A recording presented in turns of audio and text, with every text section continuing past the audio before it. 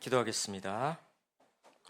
하나님 아버지, 온 맘 다해 주님 앞에 나아가 구원하신 주님께 감사하겠다고, 영원하신 구세주의 이름을 높이겠다고 노래로 고백했사오니 우리 인생에서도 고백되게 하시고 험하고 어두운 인생길에서 구원자 되신 예수 그리스도의 인도하심을 따라 승리하는 성도 되도록 이 시간 말씀으로 우리를 가르쳐 주시고 깨닫게 하시고 진리의 빛으로 우리의 심령을 비추어 주시옵소서.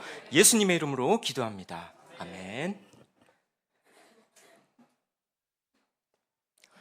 자기 사진을 인터넷에 올려서 다른 사람들이 볼 수 있게 하는 분들이 많습니다. SNS라는 게 그런 거죠. 그런데요, SNS에 올리는 대부분의 사진에는 공통점이 있습니다. 뭘까요? 자신이 얼마나 행복한지 은근히 과시하고 싶어 한다는 겁니다. 대표적인 게 바로 음식 사진인데요. 고급스러운 식당에서 값비싼 음식을 먹을 때면 꼭 사진을 찍습니다. 먹기 전에 말입니다. 사진 찍기 전에 음식에 손을 댔다가는 핀잔을 듣기도 합니다. 큰일 나죠. 사진을 찍고는 SNS에 올리죠. 나는 이렇게 호화로운 음식을 즐길 수 있는 넉넉한 사람이다. 이걸 보여주고 싶은 마음 때문일 겁니다. 오죽하면요, 음식 사진 잘 찍는 법, 이런 요령이 인터넷에 돌아다닐 정도로 사람들은 자기의 행복한 모습을 SNS에서 자랑하고 싶어 합니다. 관광지 사진도 마찬가지죠. 나는 이렇게 좋은 곳을 다니면서 행복하게 살고 있다. 이걸 과시하고 싶은 마음이 어느 정도 있다는 걸 우리는 부인할 수 없을 겁니다. 어떤 분은요, 다이어트에 성공한 자기 모습을 SNS로 보여주기도 합니다. 우리 성도님 중에도 그런 분이 계신 것 같기도 합니다. 자, 이런 모습들을 보면 마치 누가 더 행복한가 경쟁이라도 하는 것 같습니다. 얼마 전에는요, 행복 배틀이라는 드라마가 방영되기도 했습니다. 배틀이 뭡니까? 전투라는 뜻이죠. 누가 더 행복한지 전투하듯이 겨룬다는 겁니다. SNS로 행복 배틀을 벌이는 내용이 나오거든요. 자, 이렇게요, 자신의 행복을 과시하고 싶은 마음이 누구나 조금씩은 다 있는 것 같습니다. 우리 모두는 그토록 행복을 갈구합니다. 성도 여러분, 행복하십니까? 그렇다고 답하시는 분도 있을 거고요. 그렇지 않다고 답하는 분도 있을 겁니다. 그런데요, 우리 모두는 그다지 행복하지 않습니다. 행복하지 않다고? 아니, 나는 지금 충분히 행복한데 저 목사는 왜 우리가 행복하지 않다고 삐딱하게 말하는 거지? 그 처음 보는 얼굴이 갑자기 나타나가지고 이렇게 생각하실지도 모르겠는데요. 그렇게 생각하는 분들이라면, 왜 행복하지 않냐고 말하냐고 따지고 싶으신 분들이라면 이 점을 생각해 보십시오. 내 행복이 깨질까봐 불안하지는 않습니까? 혹시 경제적으로 여유가 있어서 행복하십니까? 재산을 뺏길까봐 불안하지는 않으신가요? 만약 불안하다면 그건 탐욕스런 주변 사람들 때문이죠. 좋은 직장에 다녀서 행복하십니까? 내 자리를 호시탐탐 노리던 동료가 나를 밀어내고 내 자리를 차지할지도 모를 일이죠. 더 많은 걸 차지하고 싶은 인간의 탐욕, 그 악함 때문에 일어나는 일입니다. 청년들은요, 직장 때문에 불안해합니다. 좋은 직장에 들어가야 돈도 많이 벌 수 있고 내가 원하는 배우자도 얻을 수 있기 때문이죠. 청소년들은 어떨까요? 성적 때문에 불안해합니다. 성적 때문에 불안하다는 건 좋은 대학에 못 갈까봐 불안한 거죠. 좋은 대학에 못 갈까봐 불안하다는 건 좋은 직업을 갖지 못하게 될까봐 불안한 거고요. 좋은 직업을 갖지 못할까봐 불안해하는 건 좋은 걸 누리고 못 살까봐, 못 누리고 살까봐 불안한 겁니다. 결국 그게 다 자신의 욕망이 채워지지 못할까봐 불안한 거죠. 우리 애는 성적 때문에 불안해하지 않는다고요? 그건 그 애가 공부를 아예 안 하기 때문일 수도 있습니다. 사고는 또 어떻고요? 내가 기분 좋게 운전을 하고 있을 때 도로가 무너질지 누가 합니까? 뉴스에서 종종 볼 수 있는 일 아닙니까? 그런 일은 왜 일어납니까? 부실하게 공사를 했기 때문일 수 있습니다. 만약 원인이 그렇다면 그건 인간의 악함으로부터 비롯된 겁니다. 그 공사에 관계된 이들이 더 많은 이익을 얻으려고 하다 그렇게 됐겠죠. 그렇습니다.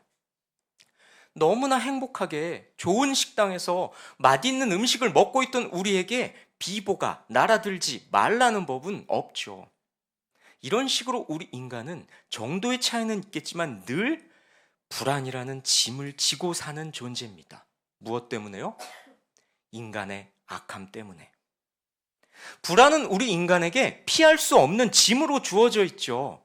인간의 악함 때문에. 인간은 기본적으로 악합니다. 한 명의 예외도 없이 우리 모두에게는 죄성이라는 게 있습니다. 죄를 짓고 싶어 하는 성질이 있다는 거죠. 어떤 분들은 이렇게 반문하고 싶으실지도 모르겠습니다. 아니, 나는 천성이 착한 사람이다. 평생 남한테 해 안 끼치고 살았다. 법 없이도 살 사람이 바로 나다. 내가 이 교회의 직분자다. 그런데 나한테 죄성이 있다니 그게 무슨 말이냐? 이렇게 따지고 싶으시다면 저는 이렇게 반문하겠습니다. 어떤 상황을 한번 가정해 봅시다. 이 세상 모든 게 사람이든 물건이든 아무튼 모든 게 잠시 멈춰버렸다고 칩시다. 대충 하루 정도 멈췄다고 치자고요. 그리고 나만 그대로라고 칩시다. 나만 움직일 수 있다는 거죠. 그때 여러분 뭘 하고 싶으십니까? 몇 개만 머릿속으로 떠올려 보세요. 아마 그 중에 선한 건 없을 겁니다. 그렇습니다. 우리 모든 인간한테는 선천적으로 갖고 태어나는 죄성이 있습니다. 그리고 그 죄성은 악함으로 드러나고요. 그런 악한 인간들이 모여서 사는 세상이란 악할 수밖에 없죠. 인간의 악함은 세상을 불안하게 만듭니다. 우리는 늘 주변을 경계하면서 삽니다. 그렇지 않나요? 길을 걸어갈 때 혹시 정신 나간 어떤 사람이 갑자기 나타나서 해코지를 하지 않을까 걱정해야 합니다. 여러분 오늘 교회 오실 때 뭐 기쁜 마음으로 예배당에 온다는 그런 밝은 마음으로 오셨을 거라 짐작합니다. 여러분 그렇다고 아무 걱정 없이 오셨습니까? 횡단보도를 건널 때 분명히 신호등이 파란 신호등이 켜져 있지만 느닷없이 어떤 차량이 밀고 들어올지 모를 일입니다. 그래서 우리는 불안한 마음에 좌우를 살핍니다. 그런데요, 그 불안의 끝에는 무엇이 있을까요? 불안의 끝에는 결국 무엇이 있을까요? 죽음이라는 근원적 문제가 있습니다. 그렇습니다. 사실 우리가 불안해하는 건 결국 죽음 때문입니다. 돈 걱정을 하는 건 굶어 죽을까 봐서고요. 건강을 걱정하는 건 질병으로 죽을까 봐서입니다. 집값이 떨어질까 봐 불안해하는 것도 결국 죽음과도 같은 궁핍한 삶을 살게 될까 봐 불안해하는 거 아니겠습니까? 우리가 불안해하는 모든 것들은 결국 죽음으로 귀결이 되죠. 우리는 왜 불안해하면서 죽음을 두려워할까요? 죽을 때 아프기 때문일까요? 그것만은 아닐 것 같지요. 죽어버리면 모든 게 끝이기 때문입니다. 우리가 이 생에서 누리는 모든 것들이 중단돼 버립니다. 아니 소멸돼 버리죠. 사라져 버린다는 겁니다. 게다가요, 사랑하는 사람의 죽음이란 다시는 그 사람을 볼 수 없다는 점에서 고통스럽습니다. 그리고 그 이별을 예상하면서 우리는 불안해합니다. 이렇게 죽음이란 우리 불안의 근원이라고 할 수 있겠죠. 자, 우리 인간에게 불안을 가져다주는 두 가지 인간의 악함과 죽음, 그것들은 우리의 행복을 가로막고 있습니다.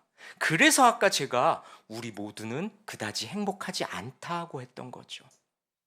자, 그런데요, 이쯤에서 이런 질문을 던져볼 수 있겠네요. 악함과 죽음, 그건 대체 왜 생겨난 걸까요? 악함과 죽음이란 대체 왜 생겨난 걸까요? 우리 청년들이 제가 설교에서 많이 와 있나요? 감사합니다. 아무튼 참 착한 청년들이에요. 담당 목사가 설교한다고 안 오던 교회를 오고. 자, 여러분, 악함과 죽음은 왜 생겨난 걸까요? 대관절 왜 악함과 죽음이라는 게 있는 걸까요? 인간은 왜 이렇게 악한 걸까요? 그리고 인간은 왜 죽는 걸까요? 그에 대한 답은 이것입니다. 로마서 5장 12절 함께 읽습니다. 그러므로 한 사람으로 말미암아 죄가 세상에 들어오고 죄로 말미암아 사망이 들어왔나니 이와 같이 모든 사람이 죄를 지었으므로 사망이 모든 사람에게 이르렀느니라. 그렇습니다. 아담 한 사람이 지은 죄, 무슨 죄입니까? 하나님이 먹지 말라고 하신, 우리가 선악과라고 부르는 그 열매를 먹은 죄, 그 죄가 바로 인류가 지은 최초의 죄인데요, 그 죄로 인해 세상에 죄가 들어오게 된 겁니다. 죄가 들어오기 전까지 세상에는 완벽하게 선만 있었습니다. 악은 조금도 없었죠. 하지만 아담 한 사람이 지은 죄 때문에 아담 이후에 태어나는 모든 인간은 아담의 죄를 물려받게 됐습니다. 태어날 때부터 죄를 안고 태어나게 된 거죠. 죄성을 지닌 채 태어나게 된 겁니다. 죄를 짓고 싶어하는, 선한 것보다는 악한 것을 선택하고 싶어하는 악한 본성을 갖고 태어나게 된 거죠. 그래서 인간은 악한 거고요. 그런 악한 인간들이 모여 사는 세상에는 악이 가득할 수밖에 없는 겁니다. 그뿐인가요? 아담의 죄 때문에 죽음이라는 게 생겨났습니다. 하나님이 인간을 창조하셨을 때는 죽음이라는 게 없었습니다. 원래부터 죽음이 있던 게 아니라는 거죠. 아담의 죄를 물려받은 모든 인간은 죽음을 맞이할 수밖에 없는 존재로, 비참한 존재로, 죄성을 지닌 악한 존재로 태어나게 된 겁니다. 그런데요, 하나님은 완전하게 선하신 분입니다. 선 그 자체이신 분이죠.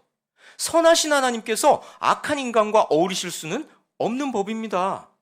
선하신 하나님과 악한 인간의 관계는 아담의 죄로 인해 깨져버리게 됩니다. 자, 이 안타까운 상황에 대해서 하나님은 어떻게 하셨을까요? 선악과라는 일종의 덫을 놓으시고 인간이 걸리자 재미있어 하셨을까요? 그래 놓고 인간에게 죽음이라는 벌을 내리는 악취미가 있는 분이실까요? 자식을 버리는 비정한 부모처럼 깨진 관계를 방치해 두셨을까요? 그렇지 않습니다.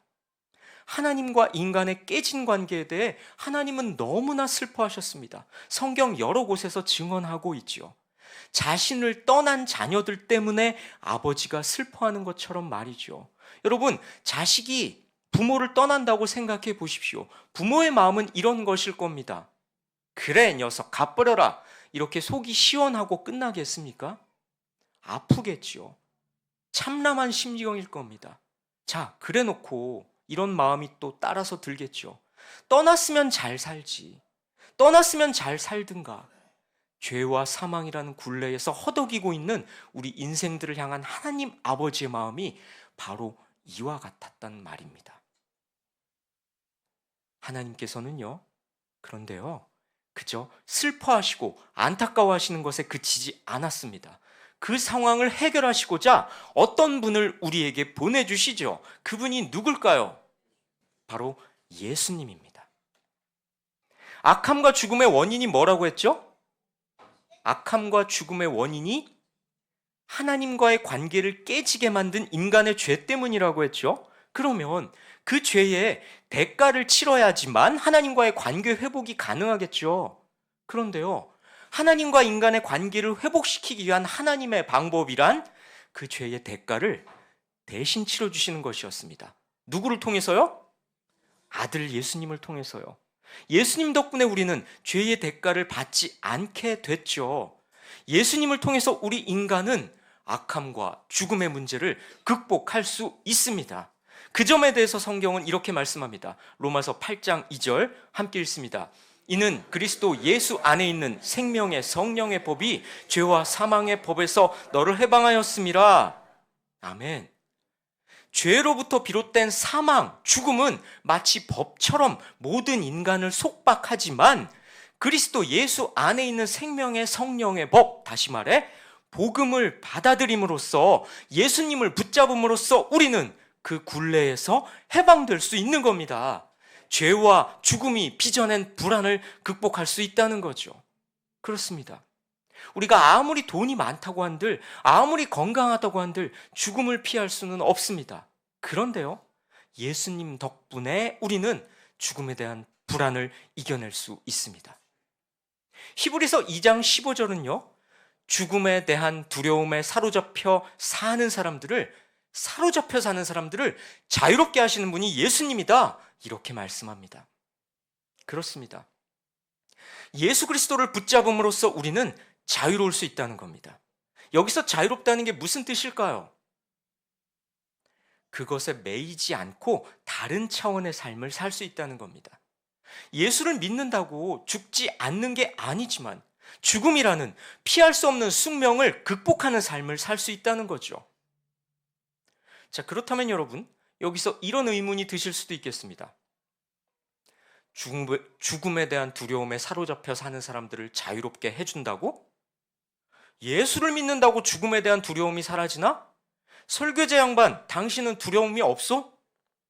예수를 믿는다고 이 악한 세상에서 불안을 안 느낄 수 있나? 아니, 그 예수라는 이조차 결국 죽지 않았는가? 성경은 이에 대한 해답을 제시합니다. 데살로니가전서 4장 14절, 쉬운 성경인데요. 함께 읽습니다. 우리는 주님께서 죽으셨다가 다시 살아나신 것을 믿고 있습니다. 그러므로 하나님께서는 예수님을 믿다가 죽은 자들도 예수님과 함께 분명히 살리실 것입니다. 아멘. 예수님의 부활은 죽음이라는 실존적 문제에 대한 기독교의 해답입니다. 죽었다가 다시 살아난다면 죽음이 두려운 것만은 아니겠죠. 우리네 인생을 가득 채우고 있는 악함과 죽음과 불안, 부활의 소망을 품고 우리는 그것들을 극복할 수 있다고, 극복해야 한다고 성경은 말씀합니다. 혹시 이렇게 생각하시는 분 계십니까? 예수님이니까 부활했지, 우리도 부활한다고? 정말? 이렇게 생각하시는 분들을 위해 시간을 40분 전으로 돌려보겠습니다. 아까 11시쯤 예배를 시작하면서 우리는 뭘 했나요? 사도신경으로 신앙 고백을 했습니다. 사도신경에는 이런 문구가 있습니다. 몸이 다시 사는 것과. 그렇습니다. 이 문구가 바로 몸의 부활을 말하는 건데요. 여러분의 신앙 고백이 진심이었다면 여러분들은 몸의 부활을 믿는다고 고백한 겁니다. 자, 부활에 대해서 제가 이렇게 설명해 볼까요? 번지 점프라는 게 있습니다. 해보신 분 마음으로만 답하시고요. 높은 데서 줄을 몸에 걸고 뛰어내리는 거죠. 저는 해보고 싶었는데 언젠간 꼭 할 겁니다. 당연히 무섭습니다. 잘못될까봐, 죽을까봐 뛰어내리기를 주저하게 됩니다. 그런데요, 누군가 만약 내 앞에서 시범을 보인다면 나는 안심하게 될 겁니다. 나보다 먼저 뛰어내렸는데 아무 일 없었다는 듯이 다시 뿅 하고 나타난다면 나도 안심하고 뛰어내릴 수 있겠죠. 예수님의 부활도 마찬가지입니다. 예수님의 부활은 일종의 시범과도 같은 겁니다. 예수님께서 우리 인간들에게 얘들아 잘 봐, 너희도 나처럼 부활하게 될 거야, 이렇게 시범을 보이셨다는 거죠. 그러면서 얘들아 너희 부활할 거니까 죽음을 두려워하지 마, 이렇게 우리에게 말씀하셨던 겁니다. 고린도전서 15장 20절 함께 읽습니다.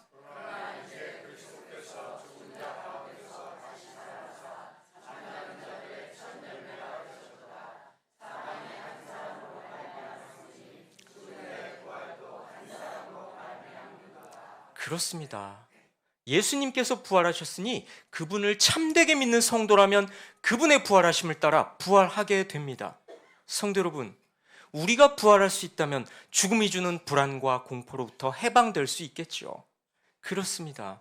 예수님의 부활은 우리 인간들에게 죽음을 극복하게 하는 소망을 갖게 합니다. 예수님이야말로 모든 불안과 죽음에 매여 있는 우리 인간들에게 자유를 주시는 분, 소망을 품게 해주시는 분입니다. 그런 의미에서 예수님은 우리의 구원자가 되시는 겁니다. 그리고 이런 내용을 담고 있는 게 바로 우리가 말하는 복음인 것이죠. 복음이 뭡니까? 복된 소식이라는 뜻이죠. 기쁜 소식이라는 말 아닙니까? 죽음이라는 굴레에 매일 수밖에 없는 우리 인생들에게 예수님을 따라 부활할 수 있으니 용기를 내라는 힘있게 성도의 삶을 살라는 말이 바로 우리에게 기쁜 소식이자 복된 소식 아니겠습니까? 성도 여러분, 예수님의 부활 그리고 성도의 부활을 믿으십니까? 믿으신다면 그 어떤 상처도 우리를 지배하지 못하게 하십시오. 믿으신다면 그 어떤 상실도 우리를 슬픔 속에 계속 머물지 못하게 하십시오. 예수님께서 지금 우리에게 이렇게 물으실지도 모릅니다. 너희들아, 부활을 믿지 않는 사람처럼 두려워하며 주저앉아 있을 테냐? 성도 여러분, 예수님을 안 믿더라도 세상의 온갖 악함들에 시달립니다. 불안으로부터 완전히 자유로울 수 없고요. 누구에게나 다가올 죽음은 숙명적인 공포를 안겨줍니다. 얼마 전의 일입니다. 청소년부 아이들과 1일 수련회를 갔는데요. 감사하게도 우리 성도님들께서 찬조를 많이 해주셔서 좀 좋은 곳에서 이렇게 맛난 음식을 먹을 수 있었습니다. 맛난 음식을 먹으면서 우리 청소년 중에 한 친구에게 뭐 이렇게 가정 이야기를 했죠. 마침 그 친구의 아버지가 그 친구에게 전화를 하셨던 그런 상황이었습니다. 아무개야 뭐하니? 내 아빠 지금 수련회 와서 이렇게 시간 보내고 있어요 하고 이렇게 안부 묻고 전화를 끊었습니다. 뭐 어찌어찌 하다가 죽음에 대한 이야기를 하게 되었습니다. 그 친구 말, 죽음이라는 건 자기는 생각할 수 없는 일이다. 뭐 불사신, 이런 뭐 불사신이란 표현은 좀 우리에게 맞진 않지만 불사조, 불사신 이런 단어를 쓰면서까지 죽음이란 있을 수 없는 일이라고 또 말하더라고요. 청소년이니까 그럴 수밖에